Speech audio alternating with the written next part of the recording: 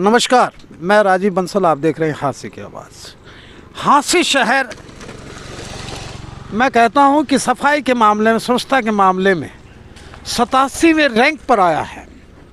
इस बार बड़ी अचीवमेंट की उसने, यानी 200 से ज़्यादा रैंक था और वो 87 रैंक पर आ गया। उसकी जीती जागती स्वच्छता की तस्वीर हम दिखाते हैं कि ये रैंक ऐसे आते हैं क्या। जहर उगलता हुआ धुआं आपको साफ नज़र आ रहा होगा। और ये आज हम खड़े हैं यति नगर से, ये सीधा यानी कि पॉश कॉलोनी है यति नगर, इसे सीधा काठमंडी की टुवर्ड्स ये रोड आता है। ये गंदगी का ढेर है, जिसे इंग्लिश में हम डेब्रिश बोलते हैं। यहाँ मवेशी मंडरा रहे हैं। क्या ये डंपिंग स्टेशन है? क्या ये बीड फार्म है जहाँ डंपिंग स्टेशन बनाया हुआ है?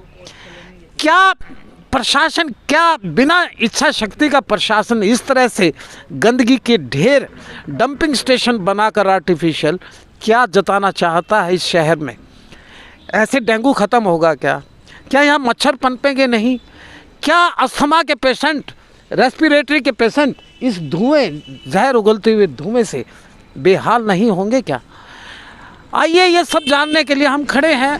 मेरे साथ हैं आम आदमी पार्टी के एक युवा नेता हैं, जिसे मैं नेता ही कहूँगा क्योंकि इनके पास पद है, संयुक्त सचिव हैं जोन के, और साथ में हैं सोरान साहब जो संगठन मंत्री हैं। उनके साथ एक और भाई साहब हैं आम आदमी पार्टी के।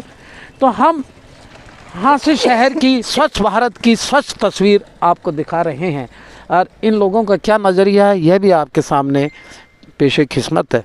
मेरे साथ हैं सचिन जैन साहब।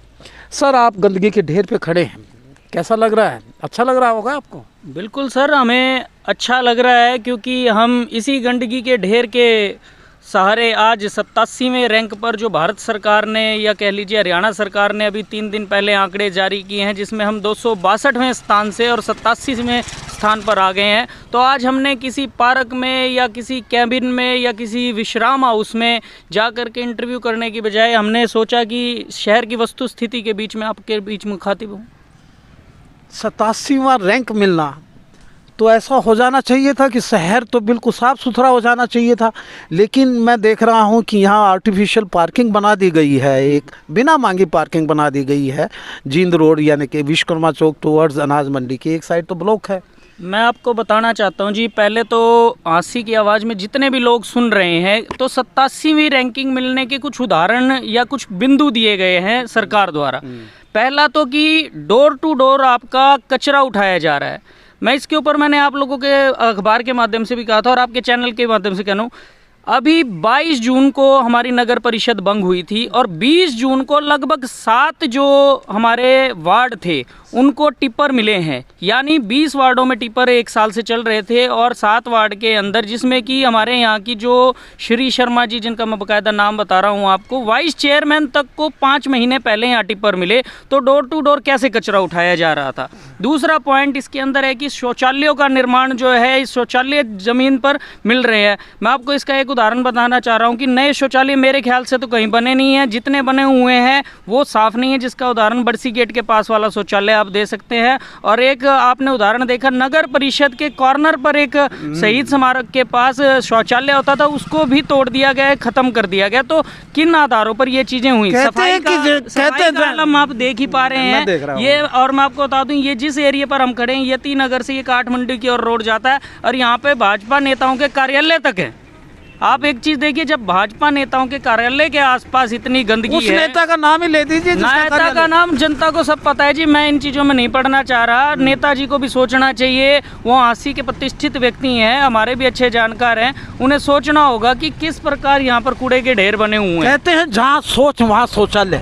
हाँ जी, तो जहाँ सोच होगी वहाँ शौचालय होगा। मैं तो ये कह रहा हूँ जी, भाजपा की आज सोच जो है वो शौचालय में सिमट कर रह गई है। उन्होंने अपने कार्यकर्ताओं के दिमाग में गोबर भर दिया, अंधभक्त अपने तैयार कर दिए हैं, जिन्हें ना शहर का विकास दिखता है, ना शहर की कोई सीमा दिखती है। आज एक मेरी बात सुनिए, अभी हमारे साथ हमारे संगठन मंत्री कमांडो जी आए, ये मुख्यतः नारनौंद हल्के से भी बिलोंग करते और पूरा हरियाणा घूमते। उन्होंने हमें कहा कि जैन साहब, इससे खराब सड़कें हमने कहीं नहीं देखी, इतना बुरा हाल हमें कहीं नहीं, कि आम तौर पर लोगों के चालान काट दिए जाते हैं कि रॉन्ग साइड से करने में, लेकिन जब हम ये आए तो उन्होंने बोले क्योंकि ये हमारी सेना से रिटायर्ड हैं तो उन्होंने बोले जी मैं इन चीज़ों में विश्वास नहीं करता कि नियम कानून तोड़े जाएं, लेकिन इनकी मजबूरी हुई कि इन्हें कानून तोड़कर रॉन्ग साइड की एक रोड से और यहाँ पहुँचना पड़ा। ये रोड पार्किंग बना दी गई है।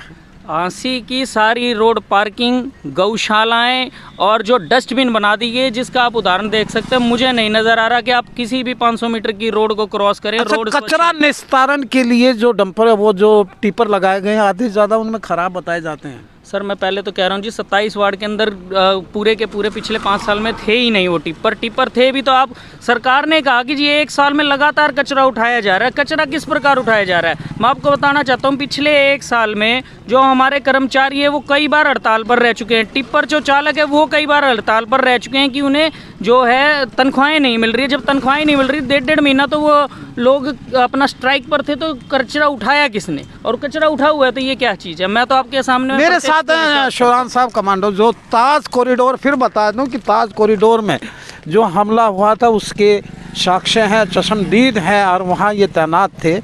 तो आज आप नारनौल से चल के हाँसी शहर में आए हैं, ऐतिहासिक नगरी। कैसा लग रहा है शहर का तस्वीर? शहर की तस्वीर आलम। हाँ, तस्वीर आलम ये है जी। एक्चुअल मैं कमांडो रामेश्वर शोरान आपके चैनल के माध्यम से सारे हाँसी हल्के के या हाँसी शहर की बात करेंगे हम। इनसे एक ही दरख्वास्त करूँगा। मैं तो उम्मीद कर रहा था कि 87वें नंबर पर आया ना शायद अपना हाँसी, हाँ 200 कुछ था, उस पायदान से उछल करके आज यहाँ पे पहुँचा। बहुत बड़े गर्व की बात है हाँसी शहर के लिए कि इतने साफ़ सफाई यहाँ की म्यूनिसिपलिटी ने या जो भी प्रशासनिक जो भी अहदेदार हैं या आला अधिकारी हैं उनकी बदौलत आज हम खड़े हैं इस मुकाम पे। तो मैं बोला कि सचिन भाई जैसे आप यहाँ पूरा एरिया देख रहे हो तो मेरे को बारीकी से दिखा भी दो कि कितनी साफ़ सफाई है। तो उसी के चलते जो ये सचिन जैन है अपने साथी हैं, छोटे भाई हैं, बोले कि चलो आज हम आपको दिखाते हैं नज़ारा ऐसा दिखा। भाई ने बता ही दिया कि एक तो रॉन्ग साइड आए हम काफ़ी सारा सफ़र तय करके तकरीबन 1-1.5 किलोमीटर का, और दूसरा ये जो मुख्य रोड है ये कोई ऐसी जगह नहीं है कि भाई कोई गली के बीच में जगह हो। मेरे ख्याल में यहाँ पे काठमंडी से और यति नगर वगैरह ये एरिया इस साइड में जो पास एरिया है। मतलब ये नहीं कि भाई खाम खाया महसूस हो रहा है, महसूस आपके कैमरे से अगर दिख रहा होगा जनता को, और मेरे ख्याल में हाँसी की पूरी जनता इस चीज़ को समझ रही है और देख रही है कि अगर हम इस तरीके से 87वें नंबर पर आए हैं, इतना बड़ा पायदान हमने अडॉप्ट कर लिया और ले लिया है, तो इसका मतलब अगर 1 नंबर पर चले गए तो क्या सांस आ जाओगे? अगर यही नंबर बीजेपी सरकार इस तरीके से दे रही है। आपका कहना है ये रिवर्स हो रहा है सारा? रिवर्स नहीं है तो बहुत बुरी खस्ता हालत है। और अगर प्रशासनिक अब बता दें कि 2022 के लिए फिर यानी कि नंबरिंग होगी और आपको वोटिंग करनी है, क्या सोचता यानी कि रैंकिंग का यही मतलब है? गीला और सूखा कूड़ा निस्तारण के लिए वहाँ डंपिंग स्टेशन पे कोई जगह डंपिंग स्टेशन बना दिए गए हैं। हाँसी की आवाज़ और आम आदमी पार्टी इसी तरह आवाज़ उठाती रहती है, लेकिन क्या प्रशासन के अधिकारियों पे, प्रशासनिक अधिकारियों के कानों पे जू रेंगती है?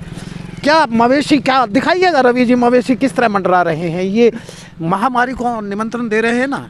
बिल्कुल महामारी को निमंत्रण दे रहे हैं। पहले तो यहाँ पर जो गीला सूखा कचरा डाला जाता है वो यहाँ पर बदबू फैलाता है। दूसरा आप देख पा रहे हैं ये तो अभी थोड़ी मात्रा में जल रहा है, यहाँ पर कूड़ा करकट जलाया जाता है जिससे कि हमारे ये यति नगर के पौष इलाके के धन्यवाद साहब, आप हमारे सहयोगी रहे इस हाँसी शहर की यानी कि वस्तुतः स्थिति तस्वीर आलम सविस्ता का।